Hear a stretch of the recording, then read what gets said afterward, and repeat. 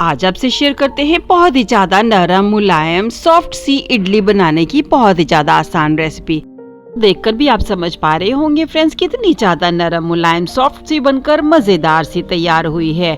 हम इसको तोड़ के दिखा रहे हैं फ्रेंड्स, बहुत ही ज्यादा सॉफ्ट बनी है और हमने जो सांबर बनाकर तैयार किया सारे सांबर को आराम से एब्जॉर्ब कर पा रही थी और ये और भी ज्यादा तब सॉफ्ट हो जाती है। खाने में मुंह में घुलती चली जा रही है, इतनी ज्यादा नरम मुलायम बहुत ही ज्यादा आसान तरीके से बन जाती है। फिर सबसे अच्छी इसकी बात ये है कि इसको बनने में सिर्फ 15 मिनट का ही समय लगा है, इससे ज्यादा समय बिल्कुल भी नहीं लगा है, बनकर तैयार हो गई है। को बनाने के लिए हमने कोई सांचे का भी इस्तेमाल नहीं किया है, बिना सांचे के घर पे रखी कटोरियों में ही बहुत आराम से बन जाती है। तो आइए जानते हैं। बनाने के लिए हमने ले लिया है यहाँ पर 1 कटोरी भर सूजी, और ये वाली सूजी हमारी बारीक सूजी है, और अगर आपके पास मोटी सूजी है तो उसे आप मिक्सी जार में डाल के चला लेंगे, जिससे कि थोड़ी बारीक हो जाएगी और इससे भी सॉफ्ट इडली बनकर तैयार होती है। और जितना हमने सूजी को लिया है उतना ही हम यहाँ पर दही को भी लेंगे। हमने दही को सूजी के साथ मिला दिया है कि दोनों ही दही सूजी आपस में थोड़ा थोड़ा अच्छे से मिक्स हो पाए। और इस तरह से हम दही को सूजी के साथ थोड़ा थोड़ा करके डालते जा रहे हैं। को और अच्छे से मिक्स करने के लिए अब हमने यहाँ पर आधी कटोरी भर पानी ले लिया है, जिसमें हमने खाली 1/4 भर कटोरी पानी ही इसमें डाला है।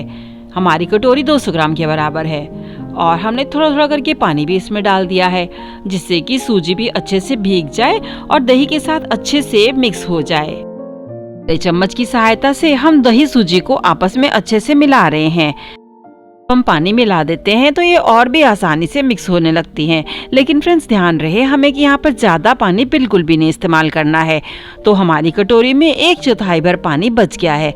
यहाँ पर हमें मिश्रण को थोड़ा गाढ़ा ही रखना होता है, ज़्यादा पतला बिल्कुल भी नहीं करना है। और अब आप देख सकते हैं फ्रेंड्स दोनों चीज़ें अच्छे से मिक्स हो चुकी हैं। हमने इसे 3-4 मिनट बहुत ही अच्छे से मिक्स किया है, और इस बचे हुए पानी को अगर बाद में ज़रूरत पड़ी तब हम इसको ऐड कर लेंगे। हमें इडली का बैटर थोड़ा यहाँ पे गाढ़ा ही रखना होता है। अब हमने सूजी को ढक कर रख देना है रेस्ट करने के लिए। तब तक हम इसका तड़का तैयार कर लेते हैं। पैन में हमने 1 बड़ा चम्मच सरसों का तेल गर्म करके ठंडा कर लिया है। गैस को ऑफ कर दिया है और अब इसमें डाला है 1/4 चम्मच भर हींग, क्योंकि हींग से इसका स्वाद बहुत ही अच्छा सा हो जाता है और अच्छी सी डाइजेस्टिव भी हो जाती है। और अब हमने इसमें डाल दिया है 1 खाने वाला चम्मच भर काली सरसों, जिसको कि हम इसके साथ अच्छे से मिला देते हैं। अब हमने गैस को लो आंच पे चला लेना है। तो अब इस तड़के को हम अच्छे से भून लेते हैं कि दोनों ही चीजें आपस में भून जाएं और अच्छी खुशबूदार सी हो जाएं।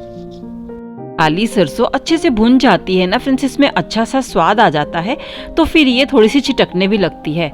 तो इसलिए इसको हमने ढक्कन देके ढक देना है ताकि छिटक कर हम पर ना गिरे। आप चाहें तो 2 ढकने वाली जाली से भी इस समय आप इसको ढक सकते हैं, लेकिन इस समय इसका स्वाद भी बहुत अधिक बढ़ जाता है। हमें थोड़ा सा सावधान होके हमें इसे भूनना पड़ता है, नहीं तो फिर ढक्कन लगा के आप इसे आराम से भून सकते हैं। साथ ही हमने कुछ कड़ी पत्ते को भी डाल दिया है, जिससे कि इस तड़के का स्वाद बहुत ही अच्छा सा हो जाता है। साथ ही हमने इसमें डाल दिया है लगभग आधी कटी हुई शिमला मिर्च, छोटी छोटी काट के डाल दी है। इडली में कुछ वेजीज आएंगी तो इनका स्वाद बहुत अधिक बढ़ जाता है। इसे ना डालना हो तो आप चाहें इस समय प्याज टमाटर को भी छोटा छोटा काट के डाल सकते हैं, नहीं तो अपनी मनपसंद की कोई भी सब्जी इस पे डाल सकते हैं। और सब्जी ना भी डालना चाहें तो इसको प्लेन भी इस तरह से बना सकते हैं। इसको डालने के बाद भी आधा मिनट ही हमें बस भूनना होता है, ये भी अच्छे से सॉफ्ट हो जाती है। और इसके साथ ही हमने यहाँ पे डाल दिया है आधी चम्मच भर कश्मीरी लाल मिर्च, जिससे कि इस तड़के का कलर बहुत ही अच्छा सा हो जाता है। और इसके साथ ही हमने इसमें आधी चम्मच भर सब्जी मसाला डाला है, जिससे कि इसमें अच्छा सा स्वाद हो सके। और फिर इसके साथ ही हमने इसमें डाला आधी चम्मच भर गरम मसाला। इन सभी मसालों का फ्लेवर इडली में बहुत ही अच्छा सा आता है, उसका कलर तो अच्छा हो ही जाता है, साथ ही में स्वाद भी बढ़ जाता है। सारा ही तड़का बहुत ही ज्यादा खुशबूदार हो चुका है, सारा किचन इसकी खुशबू से महक रहा है। तो हमने जो दही सूजी का मिश्रण बनाकर तैयार करके रखा है, उसमें हमने ये सारा ही तड़का डाल दिया है।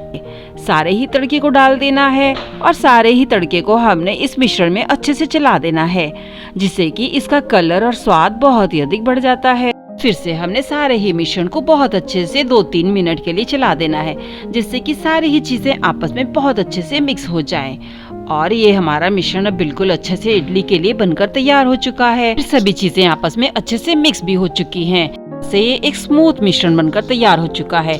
अब हम इडली बनाने की तैयारी कर लेते हैं। इसके लिए हमने एक कढ़ाई में लगभग 1.5 गिलास भर पानी डाल दिया है और इसको हमने ढक भी देना है और आंच को हमने फुल कर देना है, जिससे कि तेज आंच पे पानी अच्छे से गर्म हो सके और फिर इसमें अच्छे से स्टीम बन सके।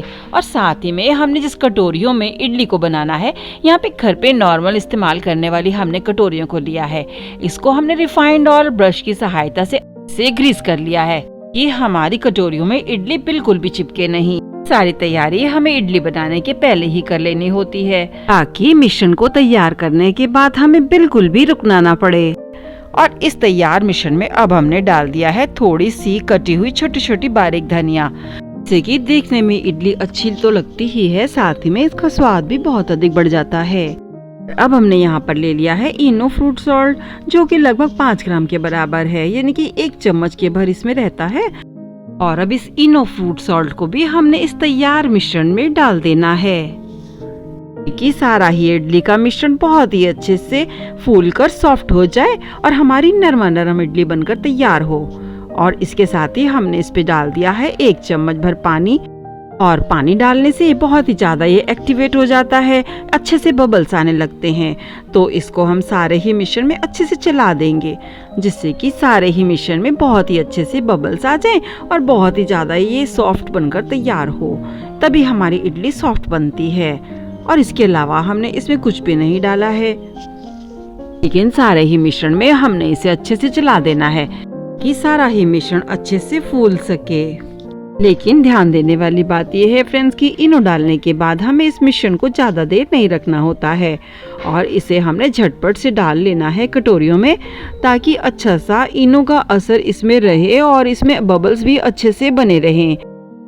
साथ में हमें ये भी ध्यान देना होगा फ्रेंड्स कि हमें कटोरियों को ऊपर तक नहीं भरना है, सिर्फ आधा ही भरना है, ताकि जब हमारी इडली फूले तो इसका मिश्रण बाहर ना निकले। तो सारी ही कटोरियों को हमने आधा आधा भर दिया है।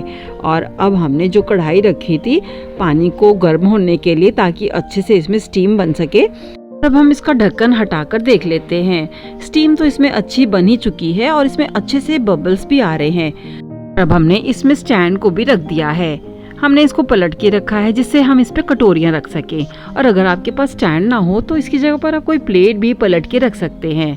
तो हमारी इसमें 4 कटोरियाँ आ रही हैं, तो हम इसमें 4 कटोरियों को रख देते हैं।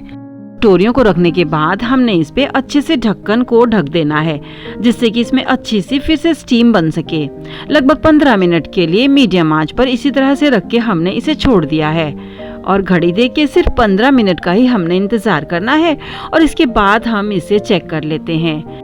इडलियों को रखे लगभग 15 मिनट हो चुके हैं और अब ये अच्छी फूली सी दिख रही हैं। तो चलिए अब हम इसे चेक कर लेते हैं। यहाँ हम चाकू की सहायता से इसे चेक कर रहे हैं। हर इडली को अलग से हम चेक करके देखेंगे कि हमारी सारी ही इडलियाँ अच्छे से पकी हैं कि नहीं। इसलिए हमें ये देखना होगा कि इसका गीला मिश्रण तो कहीं चाकू में नहीं लग के आ रहा। अगर मिश्रण चाकू पे नहीं चिपक रहा है तो इसका मतलब हमारी इडलियाँ पककर तैयार हो चुकी हैं। अगर कहीं मिश्रण या चाकू में चिपक रहा हो तो फिर हमें 1-2 मिनट और ढक के इसे पका लेना होगा। इडलियों को हमने चेक कर लिया है और सभी इडलियां बनकर हमारी तैयार हो चुकी हैं। तो अब हमने इन्हें सावधानी के साथ एक एक करके निकाल लेना है और इन कटोरियों को हम रख देंगे थोड़ा सा नॉर्मल होने के लिए, जब तक ये रूम टेम्परेचर पर नहीं आ जाती हैं। तभी हमने इन्हें डीमोल्ड करना होगा, इससे पहले नहीं करेंगे, नहीं तो फिर हमारी इडलियां टूट सकती हैं। लगभग 15-20 मिनट के बाद हमारी इडलियां अच्छे से ये ठंडी हो चुकी हैं। तो अब हम इन्हें डीमोल्ड कर लेते हैं। सभी कटोरियों को इस तरह से चम्मच की सहायता से गोल घुमाते हुए हमने इन्हें निकाल लेना है। और अब हमने सारी ही इडलियों को एक पैन में निकाल लिया है। देखिए फ्रेंड्स, गर्मा गर्म बहुत ही ज्यादा सॉफ्ट मजेदार स्वादिष्ट सी हमारी सारी ही इडलियां आसानी से घर पर बनकर तैयार हो चुकी हैं। ये देखिए फ्रेंड्स, इसके दबाने से ही आप समझ पा रहे होंगे कितनी ज्यादा नरम मुलायम सी बनकर तैयार हुई हैं, कितनी ज्यादा सॉफ्ट बनी हैं।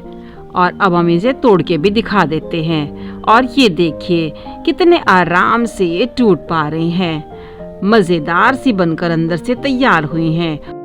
इसको हमने जब गर्मा गर्म सांभर में डिप किया है तो और भी ज्यादा ये सॉफ्ट हो गई हैं और मुंह में घुल जाने वाली सी बनकर तैयार हुई हैं। बहुत ज्यादा स्वादिष्ट मजेदार गर्मा गर्म सी बनकर तैयार हो चुकी हैं। और इसको जब हम सब ने खाया मजेदार गर्मा गर्म चटपटे स्वादिष्ट से सांभर के साथ, तो हम सबको खाकर मजा ही आ गया।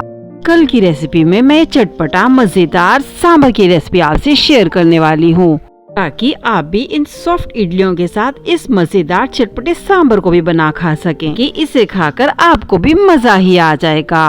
और इसके लिए हमारे साथ जरूर बने रहें।